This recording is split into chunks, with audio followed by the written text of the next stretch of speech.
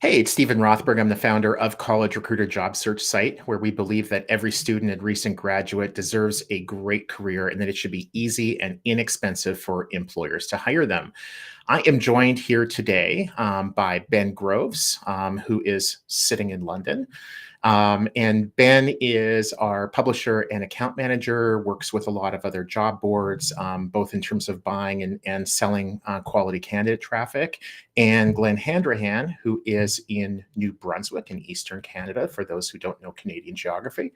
And Glen is kind of in a similar role on the employer side. So he works with employers, advertising agencies, staffing companies, et cetera, to help them figure out if we're a good source of candidates, what package they should have, et cetera.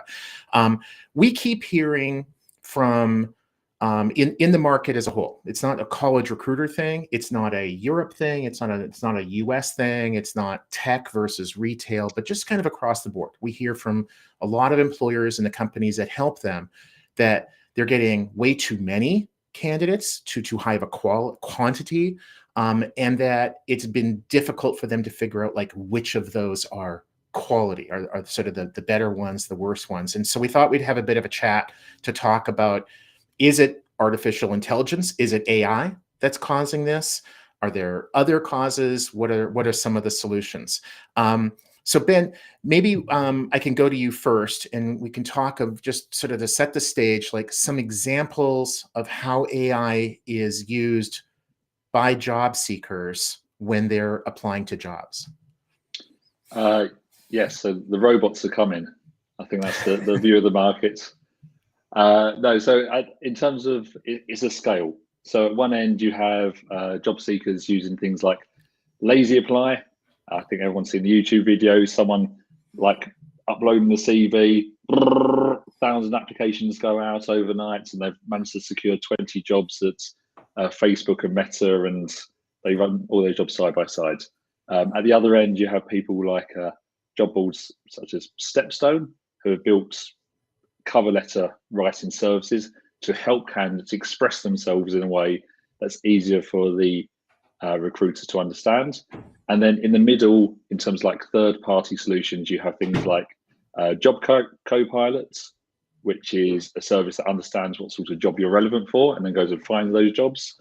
And people like JobRights.ai, who look at the jobs that you're looking at. So it's a plugin, it sits alongside what you do, and then scores how well it thinks you match to that job. So the candidate can then choose whether to apply and for it. So there's a scale out there in terms of how aggressive these AI are. Yeah, Glen, any others that come to mind for you? Yeah, I think Ben touched on pretty much everything. I don't know how many candidates are super into AI. I think the majority are using AI, the baseline. They're creating their resumes with AI. Maybe they're finding some jobs or having them sent to them through AI.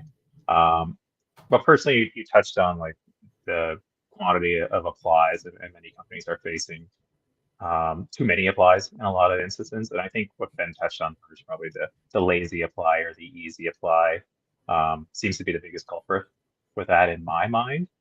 Yeah, that's kind of what. Well, that seems to be the fear in the industry, doesn't it? I suppose. So whether that's reality or not, who knows? But that seems to be what people are scared of, is driving it. Yeah, and there's a difference definitely between like, is it happening now? What's it going to be in a year? So I think for purposes of this discussion, we'll certainly look a little bit to the future, but I think we'll probably focus more on what's happening today. Another one that I would mention would be the GPTs, like a ChatGPT, where people will sort of copy the job description or job posting and put that into ChatGPT. They'll put their resume and they'll say something like, edit my resume so that it better matches with the job description, right? And to me, well, I'm getting ahead of myself. I'm not going to go there. Next topic I wanted to discuss is, and I think this is for you, Glen, is the one-click apply. That is that, job boards like ZipRecruiter, Indeed, pretty much almost all of the biggest job boards have a one-click apply mechanism. There are also vendors like a JobSync that provides a nice one-click apply. Is that AI? Is that part of the problem? Well, I don't. One-click apply wouldn't be AI. Like I feel there's automation and there's artificial intelligence, and there can be two different things Yes. as well, right? And I think one-click apply has its uses for sure. If you're a local grocery store and you need somebody to stock shelves, I think a one-click apply is a great option. If you're a national company who's hiring remote customer service reps or sales reps, it's probably not the best option because you'll be flooded with hundreds of applies, right? And that's where we need to discuss putting in friction or maybe putting in longer apply processes, letting candidates maybe share a cover letter, share reasoning why they want that position, things like that. But yeah, I don't want to confuse one-click apply with AI. I think they're completely different, and I think they both have an effect on what's happening in the recruiting landscape right now. Yeah, and Ben, when Glenn mentioned the word, and I thought it was perfect, is friction. I think that also kind of gets into the next topic that I thought we should talk about, and that is the tight labor market. Like, there's no doubt that compared to a couple of years ago, as we were really coming out of COVID, it's a lot harder for people to find jobs now than it was just a couple years ago. How much of that is leading to increased quantity and maybe decreased quality that employers are seeing? Yeah, so I'm firmly on the side of the fence that there's not a decrease in quality. It's just that people are being flooded, or not flooded, that sounds far too drastic, are receiving more applications than they were used to in the past, which look like they're quality. So there's the assumption that there's a number of them which aren't quality. But in terms of labour supply in the market, I can't remember who brought up some research recently, but it's showing that like white collar roles are far more affected by the tight labour markets than blue collar roles. Blue collar roles traditionally are used to dealing with volumes of replies, and I mean, one click apply is nothing new. I can remember when suddenly you had all the swiping job boards out there at one point, and we're being flooded. Maybe the situation is that the white collar roles aren't used to dealing with the volumes of quality, can't judge it easily, but that's the place where job seekers are going to be applying for 30, 40, 50 roles, because they're the ones who are desperate to find work because there's just not the jobs out there for them as there were. That's really interesting. So it's also kind of like perception. I remember like eons ago when I was in school, a teacher used to talk about perception is reality. And yeah, so that makes a ton of sense. So Glenn, when you're talking with say employers and they talk with you about quality, which we all agree is massively important, right? Sending an employer thousands of applications and nobody is qualified hurts everybody in the process. So at College Recruiter and other good job search sites, quality is really important. Do you find that the employers that you're talking to all agree on like, this is how we evaluate quality? Is it vary role to role, employer to employer, recruiter to recruiter even? It definitely varies. I don't think there's one set solution. I think it's okay that every company has a different perception of what quality is, but I think it's important to at least define it. And that's kind of what we want to do when we work with a company as well. I mean, everybody brings up we want quality applicants. We want to just make sure we go deeper and define, so what is a quality applicant? In my mind, it's usually just somebody who's worth a chance. Somebody who seems interesting enough, they may fit the role. I mean, they don't have to hit every bullet point, but they might do it. But there are certain companies where, maybe they need to hit so many bullet points to be deemed quality, or if they're using AI on their end and they're using tools like resume parsing or things like that, right? They may kind of need to put their own definition of quality in to that AI and see what it spits out, but they could also be missing some good candidates that kind of slide through. So I think just getting a definition up front of what quality is, what exactly they're looking for, helps immensely. And then you can be on the same page working towards that goal. Interesting. And Ben, I think I'm going to ask you to chime in on this too, but something that Glenn just said that really is like, I wonder how much of that's happening. I don't think you used the word scoring and matching, Glenn, but that's kind of what we're talking about is like some of the job boards or other vendors will say, hey, Ben applied to this job and he's an 88% match, or his score is 73. Or something along those lines. No legal repercussions. We're not saying don't hire this person, but we're scoring them reds. Yeah, exactly. It's like we're going to give you a score, but the legal language says don't use the score. It's like, okay, whatever. But it occurred to me that I wonder some of the sourcing partners, job boards, others, they kind of have a built-in incentive to inflate those scores, right? Like to say that Ben's a better candidate than he actually is. So if you're looking at an 88 on one job board and a 73 on another, is it actually different? Is it actually the same? So Ben, maybe you can talk to that about are employers getting different scores from different systems? Should they be relying on the sourcing partner, or should all candidates go through the same scoring system, like perhaps through the ATS or some other system? I mean, I would definitely say they should be going through a single scoring system out the back, because grade inflation didn't just stop at school. That is currently into our work life as well. And it's even between ATSs. I've heard a report in terms of you can have the same candidate go through for the same job and it's scored differently.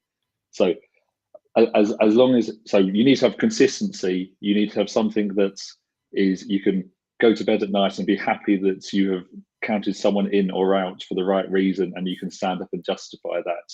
If you are outsourcing that to a third-party commercial partner who's it's in their interest to make themselves look as good as possible, then on your own head be it, I'd say, like, know why this is. And like, I think this is something which is always talked about with AI and stuff. You need to understand why the decisions are being made, why the outputs are being given to you before you start making judgments on it. And if you have a single system, it's a lot easier to get to the bottom of it, as to understand, okay, that's why this kind of looks good and this one looks bad. Yeah.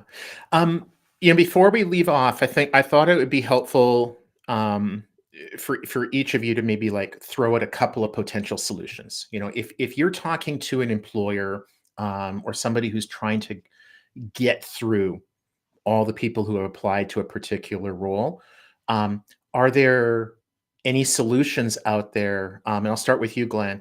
Any solutions out there that you've seen that it's like, it might not perfectly solve all of the problems, but you've heard good things about this, that it could really help? Yeah, I think where AI is, there's no perfect solution now. But in recruiting, it's kind of different, because it's almost like a battle. In the more candidates use AI and tech to save themselves time, the more recruiters almost need to use AI and tech to combat it, and do a lot of their tasks automated. So I feel, a lot of high volume employers, they're using resume parsing, or they're using some kind of scoring method. They're using AI for candidate recycling. So if a candidate isn't right for one role, automatically finding other roles it's good for. Writing job descriptions through AI saves a lot of time.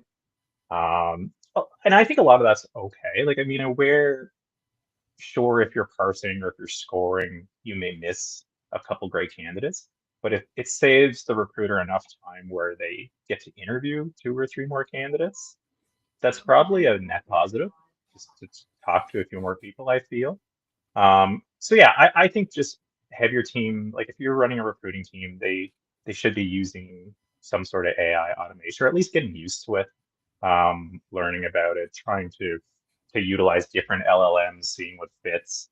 And I think eventually down the road, obviously some tools and some staples will be introduced that recruiting teams will almost need to have. And those teams who are kind of, utilizing a little bit now will be better adept to implement those tools down the road. Cool. Ben, any other ideas?